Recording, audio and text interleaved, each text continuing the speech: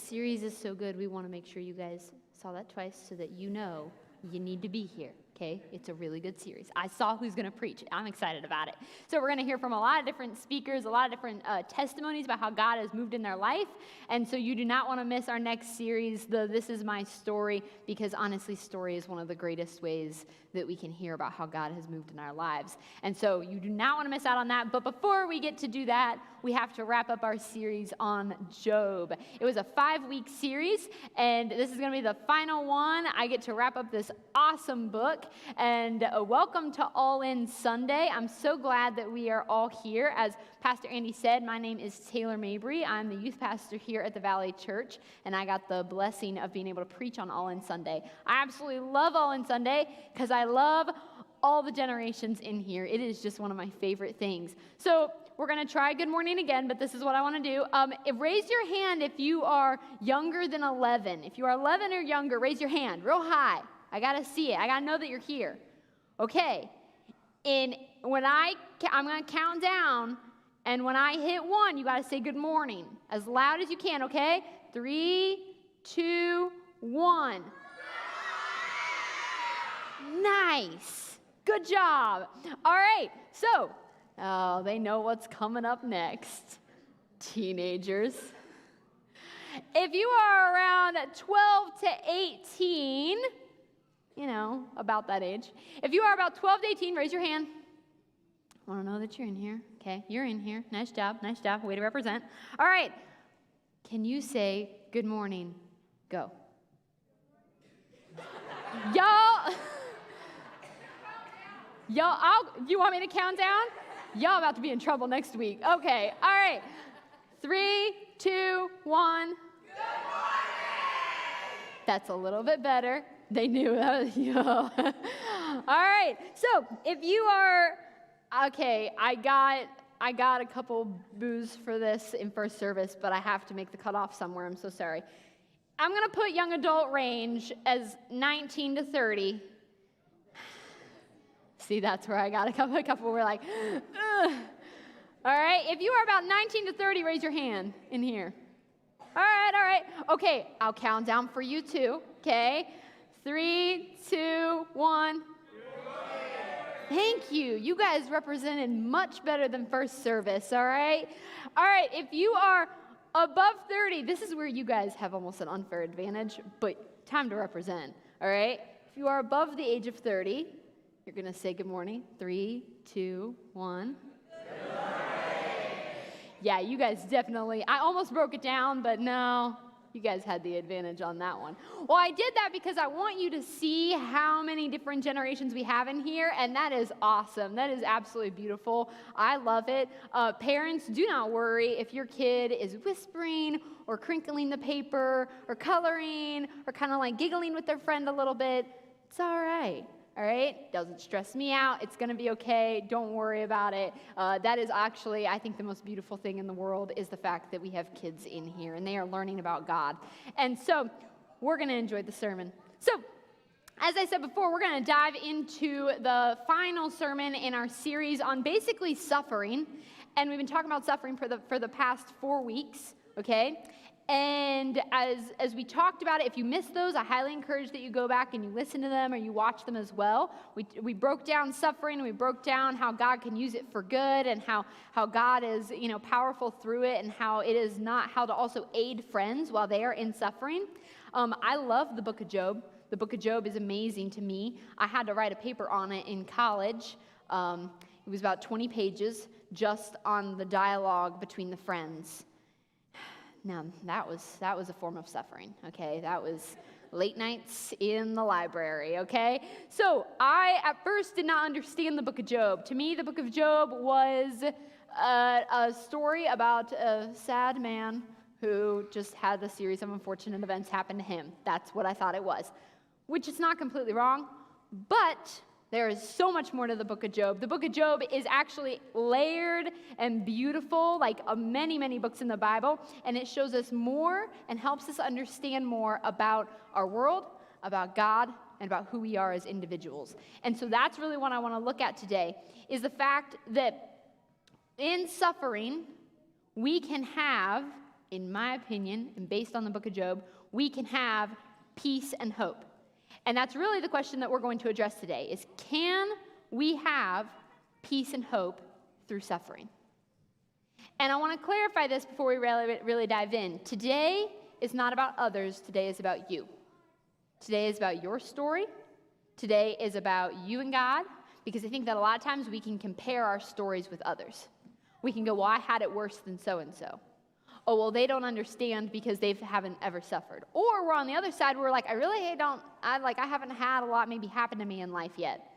Like maybe I'm not that old, or I just really haven't had a lot of life experience. And so we start to compare our stories and we start to go, oh, it's not necessary, this isn't needed for me. Or we say, well, there's no way that anyone else can understand. Nope. Today we are not playing the comparison game. Today we are going to focus on our journey and reflect on who we are in God and answer the question of, can we have peace in suffering? Well, in order to look at that, we have to break down Job. We got to break down Job's response to his situation. So in the book of Job, he is not in an ideal situation. He has lost all of his sons and daughters. He has lost all of his material wealth.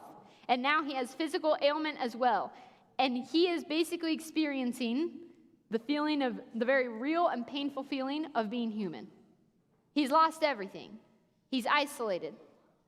And his friends and his wife come in and they try to tell him, you need to curse God because God did this to you. Or his friends have all of this very unhelpful advice.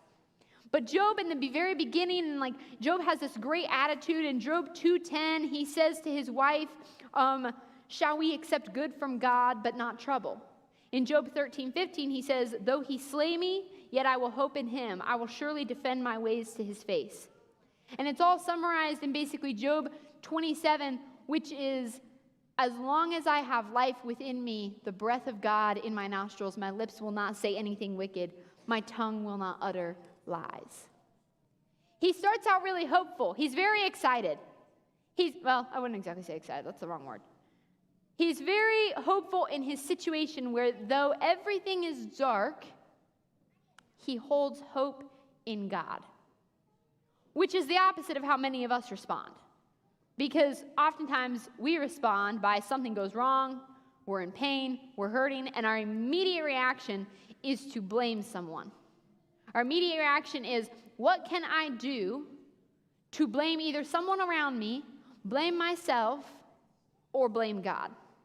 And often we end up landing on blaming God because we need someone to blame. We don't often hold hope very easily. Hope is not something that we're like, it comes naturally. It's not something that always comes naturally. And so for Job to start out like this, we can be really impressed. We're like, wow, he did a great job. He is at the point of suffering, and he's like, nope, I will not curse God. But then he breaks. Job absolutely breaks. At some point, he just gets so tired of his friends and of his own voice in his head that he crosses the line. And he ends up breaking down and he curses God. He holds out for so long and then he crosses over the line. And let me make a clarification here. Job did not cross the line because Job was angry or upset or hurt. Being angry, being upset, being hurt are very normal emotions. And in fact, when dealt in a healthy way, they are actually very positive for us to work through. We have to work through them. It's not the fact that he was angry that made him cross the line. He crossed the line when he stepped over into this area and said, God, you don't know what you're doing. I know more than you. And you clearly have made a mistake. That crosses a line. When we say, God must not know everything. And all of a sudden, he assumes a position that he believes he knows more than God, saying that he didn't deserve this and that God just must be terrible. And this is where we leave Job. Job is in this dark place. Job is not happy with his life. And he looks at God and curses God. So then, of course, God steps into the scene. After all this dialogue and after all this talking, God goes, it is my turn to talk. And it says that God spoke out of this storm and out of this wind. And I actually want us to think of that literally. There is this storm around Job, and we don't know, of course, what God looked like. It does not describe him. I guarantee you it was undescribable, and that is why he's not really described as more than this power and this voice that speaks out of the wind, and God challenges Job. And in fact, he gets a little sarcastic with him.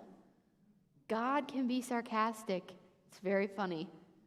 He kind of steps in and he goes, "Oh, do you know everything? Okay. Yeah, you're right. You do. I bet you do." Oh, I would have probably passed out if that had happened to me. I would have been sitting there. Can you imagine sitting there and the voice of God just boom, like speaks to you in this loud thunder and goes, "Do you know everything?" I would have been like, "No, I don't." And so God steps in and he speaks to Job, and he essentially lays out this beautiful plan. I highly encourage you to read all these chapters, 38 to the end of Job, which is I think 41 or 42. And God basically says, "Were you there when I laid the foundations of the earth? Do you know who marked off its dimensions of the earth? Do you know who stretched a measuring line across it? Have you ever in your days commanded the morning light, the sun to rise? Can you loosen Orion's belt? Can you lead out a constellation in its season? Can you cover yourself with a flood of water?" God basically steps in and says, "You are not God. I am the one who tells the ocean how far the ocean should go. I am the one who causes the sun to rise, the night to go. I am the one who knows every single living creature that is breathing on the face of this earth, from the smallest ant to like the tallest like mammoth. I am the one who created everything. I hold it all in the palm of my hand, including you. I hold you in the palm of my hand." And he talks to Job about how Job is not the one who created everything and is not in the position to demand everything. He says, "I am God. I am the one who knows what's happening, and you are not the one who knows everything." And I think that this is such an interesting interaction, because we really see God step forth in a way that I think sometimes we're scared to admit he does. Like, in our culture, we tend to sometimes take God and go, "Oh, he speaks to you in the whisper," which is true. He does. He does speak to you in the whisper. He speaks to you in the quiet. He speaks to you in the calm, and when your soul just needs that small voice. He absolutely speaks to you that way. He is absolutely just as much of the voice of the quiet. But I think that sometimes our problem can be the fact that we take that quiet and we interpret it as our God is small. Like maybe he's not as big as what he says he is. We forget that we actually serve a God that is big and powerful and awe-inspiring. A great example of this is I actually, a couple weeks ago, had the privilege of going to Honduras on our mission trip. We go every year. The church takes a group and goes down. I highly recommend it if you're interested in going. It is a life-changing experience. And so I had the opportunity this year to actually go, which I was really excited about. And I love it because everyone asks me, what did you learn? What did God speak to you about? And that's always the question that people want to know. And the thing is that from the second that I was down there, it just kept repeating in my mind over and over again. I felt like God was telling me, do you see how big I am? Do you see how far I stretch? Do you see how much of this world that I actually have a hold of, and it's not just Ohio? And so while we were down there, we partner with different churches. And these churches are amazing. These people are awesome. And we had an opportunity to go to some of their church services. And so in the middle of the week, we had an opportunity to go to this one church for their church service. They made this cute little welcome sign that they all went and stood and held up there, and they welcomed us, and they were absolutely amazing and the sweetest people on earth. And that night we were able to go to their church service, and we walk in, and let me tell you, they had their speakers up. Like, see that black box, like in the background, like off to the side? That's one of their speakers. They have like a lot of these speakers. And they are blasting their music for worship. I mean, I thought my eardrums were going to bust. In my mind, I was like, I work with teenagers, okay? I go to concerts. Loud is not something that is new to me at all in any way. But when I say my eardrums, I felt like they were going to pop. I genuinely was like, I shouldn't have sat this close. It's over. I was like, anyone within a 30-mile radius can hear us singing the song Oceans in Spanish right now. Everyone in the entire neighborhood knows exactly what we're doing. And it was so loud. But at the exact same time, actually that was probably their goal. Their goal is, let's make it as loud as possible so that as many people hear it and then more people want to come and see what's going on. And as much as it was loud, it was honestly one of the most beautiful things ever. Because as I was standing there worshiping with them, they pour everything into this worship. They do not care. They sing as loud as they possibly can. And I actually started crying. I was so moved by how much they poured into this. Because to them, they're like, God is so big and so powerful and so in control. It is amazing. And I think that I was challenged because it was like, God was like, how many times do you not live your life like I am this big? And I'm not just talking about, hey, we need to turn up our music or anything. Don't worry, you're not going to come next week and we're just going to be blasting the music. I'm speaking how we live our life, because it wasn't about the music. It was about a posture of their heart. And oftentimes, I think that in our hearts, we can all get into this little bubble where we draw back and we forget just how awe-inspiring our God actually is. The fact that he does actually hold the entire world in his hands, and yet he cares about you and about me in great detail, to the point where he knows every single hair on our head.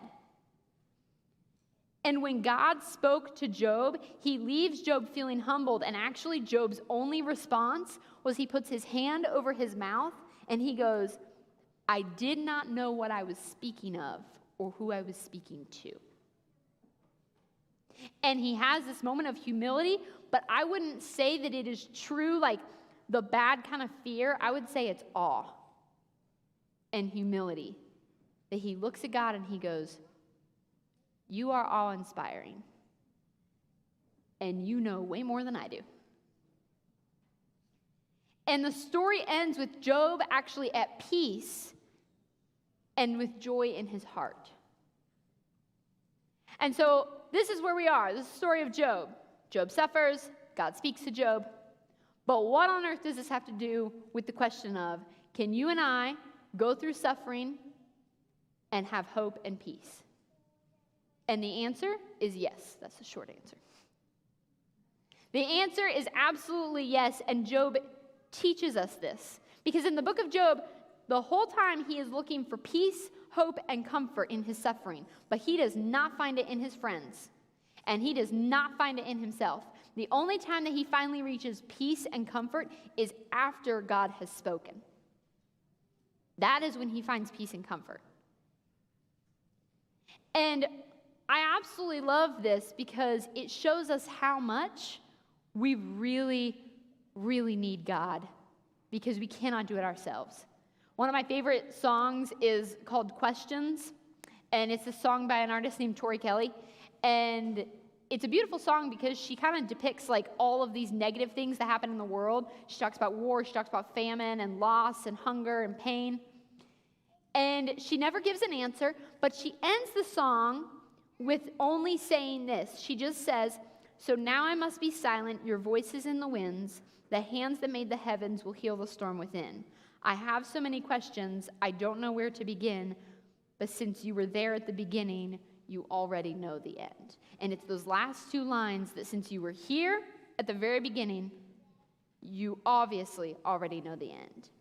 And we have a God that knows the beginning and the end. And when I serve a God that already knows the end, that gives me peace. Because he is much larger than what I can do.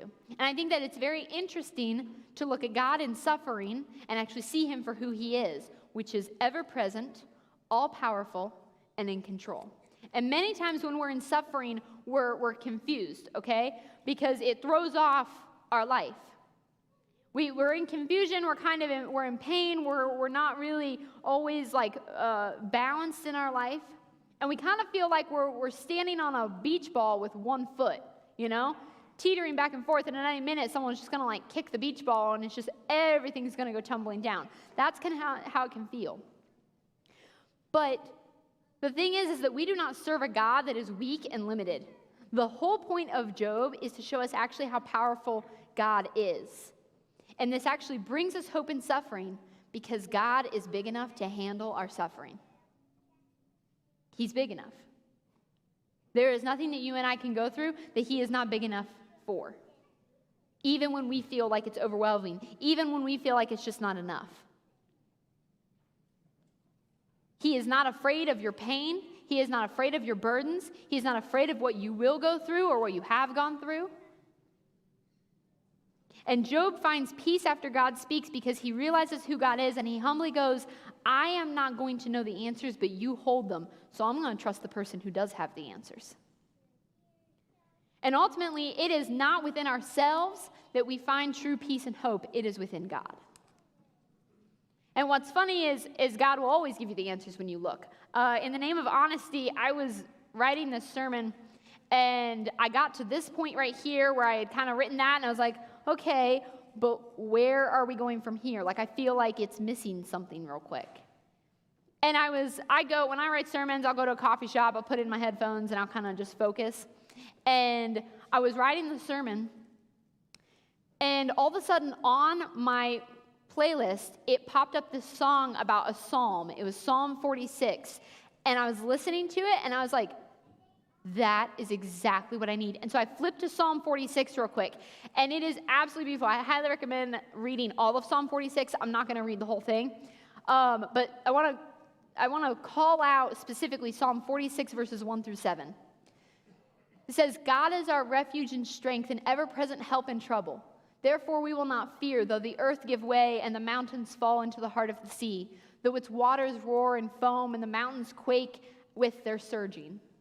There is a river whose streams make glad the city of God, the holy place where the Most High dwells. God is within her. She will not fail. God will help her at the break of day. Nations are in uproar. Kingdoms fall. He lifts his voice. The earth melts. The Lord Almighty is with us. The God of Jacob is our fortress. Absolutely beautiful psalm. A beautiful psalm that depicts the fact that we must understand that having peace is not about eliminating suffering. Having peace is about doing this life with God where he provides us with peace, hope, an opportunity for growth, and an outcome that when we give him control that he already has, he will bring it to a point that we cannot even imagine. And I think that this is absolutely amazing because ultimately, Job is this beautiful picture of God's power, and it actually speaks to what Jesus says. And I think that the Bible is amazing because the Old Testament points, everything in the Bible points directly to Jesus. And if anyone ever tells you that the Old Testament is not, is worthless or something, please do not listen to them. The Old Testament is absolutely remarkable, and every single thing in the Old Testament points directly to who Jesus is and why we need him. It is pivotal to the entire story. And so I thought that it has to be fitting if this sermon clearly ties in, and I think Jesus actually parallels Job really well, because Jesus talks about suffering often when he was here on earth. We see how Jesus' words in the New Testament make so much sense because Jesus tells his disciples that yes, you will suffer, and you will go through hard things, but I will bring you peace and hope. He literally says in John 16:33, I have told you these things so that in me you may have peace. In this world you will have trouble, but take heart, I have overcome the world. The promise that we have in Jesus is that he came and took our suffering from sin and pain in this world, and he suffered and he preached the hope of the gospel and the good news, and then he died on that cross and rose again to save us from that pain and from that loss, from that sin and from that darkness. He died so that we could have life. And he says he knows that we will be here on earth and we will go through difficulty and we will feel pain and we will feel loneliness and we will feel loss and we will feel hurt. But he offers that when we give him our burdens, he will exchange it for hope and peace and comfort. When we lay our burdens at the foot of the cross where he shed his blood for us, he will take on everything that is burdening in our life. And in the last book of the Bible, in Revelation 21:4, it says he will wipe every tear from their eyes. There will be no more death or mourning or crying or pain, for the old order of things has passed away. We have hope in suffering that as Christians, this is not the end. And our hope and our peace is ultimately that we find it in the promise that we have through God. Because really, peace is a result of trusting God with our suffering and laying them at his feet. It's about taking everything that we're carrying around and laying it at the feet of God. When Job just allowed God to have the answers and gave his suffering to him, he in return gained peace. And I just think that this is something that we all can work through because we're all carrying something. When I was looking at doing research for this sermon, I was reading several blog posts. I was trying to look at like people's stories, people who had gone through suffering, and then, where they found hope in Christ. I was reading a lot about people's stories because, as I said earlier, people's stories are very important. They really depict what it means to follow God and how God has worked in our lives. And I ran across this story that she just put it so well and so eloquently that I wanted to read it to you. We're going to call her Jen. And this lady wrote this little blog post. And Jen says, I lost my loving mother when I was 7 years old. She was still present with us, but after a brain surgery to remove a tumor, her fun-loving nature and ability to closely connect with us was lost forever. She died just days before I turned 16. The sadness, fear, and abandonment I felt from this loss ushered in the first significant chapter of suffering I would experience in my life. In this world, we see others suffering around us. We experience it ourselves, sometimes as part of our daily lives. Jesus, aware of what his disciples would suffer, comforted them by saying, these things I have spoken to you, so that in me you may have peace. In the world you may have tribulation, but take courage, I have overcome the world. John 16:33. Looking back, I can say that I've grown stronger as a result of the significant trials I've had to walk through. But in the midst of some of my most difficult days, I didn't feel peace. Over time, I realized that this was actually a result of my failure to cast my cares upon him, not his failure to be there. And I absolutely love that last sentence, because oftentimes we think that when we don't have peace, it means God was not around. God is always around. But sometimes it is a failure of us putting our cares on him. And I get it, because I can struggle with that. I'm a do-it-yourself person. I'm someone who just wants to take control. I'm someone who likes to make sure that I have everything. It's okay, I got it. I'll take care of it.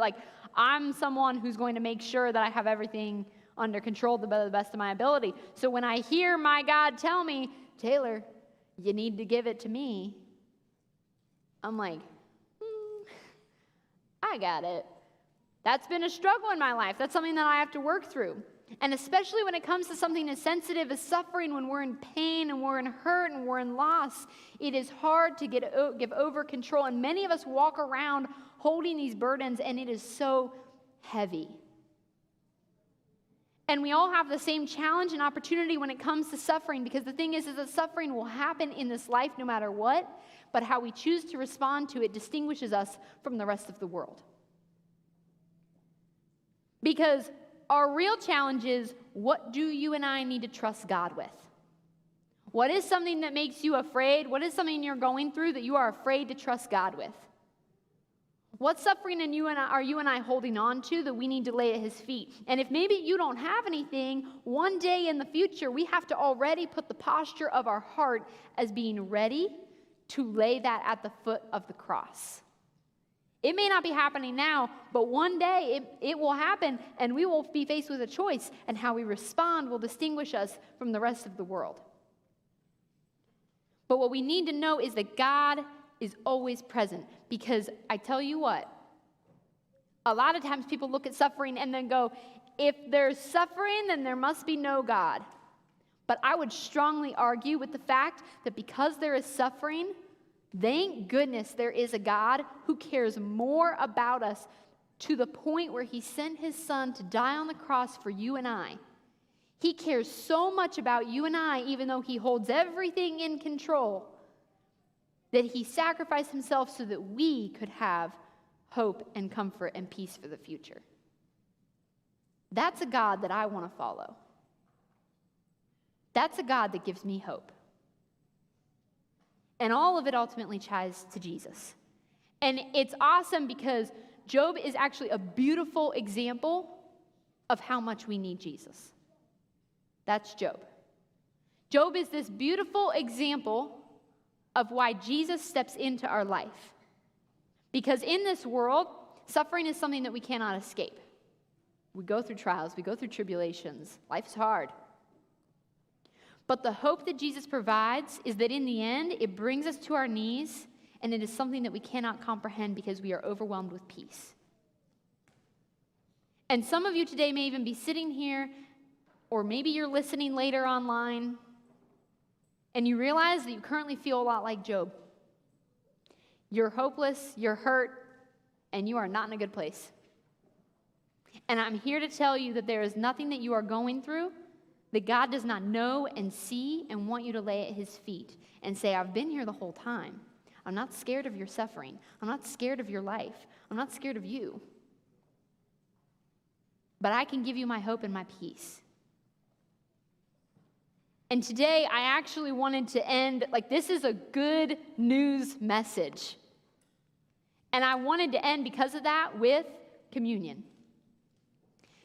And I think that communion gives us a couple different opportunities here. I wanted to end it this way for a couple different reasons. Number one, communion is an amazing opportunity to remember Jesus' sacrifice. That's really what it is. The bread broken is his body broken for us. The juice is his blood spilled for us. That he took on our sin and died for us. And when you step into that life with God, you accept that. When you step into that life with God, you ask for that forgiveness. You repent. You go, okay, I'm here, God. Please forgive me. And it is a beautiful remembrance of that. Number two, in at least this circumstance, it is an opportunity for you to do communion as a family. I think that this is awesome. I honestly did communion growing up with my family for a long time. And I really loved it because I got to learn from my parents about what it was. It was just them and me doing communion.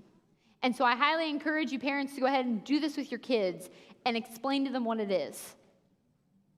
And then the third reason why I wanted to do this today was because if you are in here and you are holding on to some suffering that you want to lay at the foot of the cross, this is also an opportunity and a moment, not that you'll miss it if it passes and you do it later, but this is an opportunity and a moment for you to have that time with God to go, God, I really need you. And I need you to step in, and I need you to take this burden from me. Or maybe it's an opportunity for you to go, God, you're not in my life, but today I want to ask you into my life. I want to give my life to you. I want to follow you. I want to feel that peace. I want to feel that hope. And he's waiting for you to do it. And he is so excited. Because he's not leaving anytime soon. And so in a minute, we're going to go ahead and we're going to do communion. And then we're actually going to go and head into a song that is one of my favorite songs. And it really highlights that foundation and that freedom that God gives us. And I want you to sing about how big our God actually is. But that's how we're going to close out our beautiful series on Job. And I challenge you that through the next several weeks that you continue to remember how big God is and how much he absolutely loves you and how he's there through it all. So we're going to go ahead, and you can stand with me if you can. Go ahead and stand. And we're going to go and have communion and then head into worship together.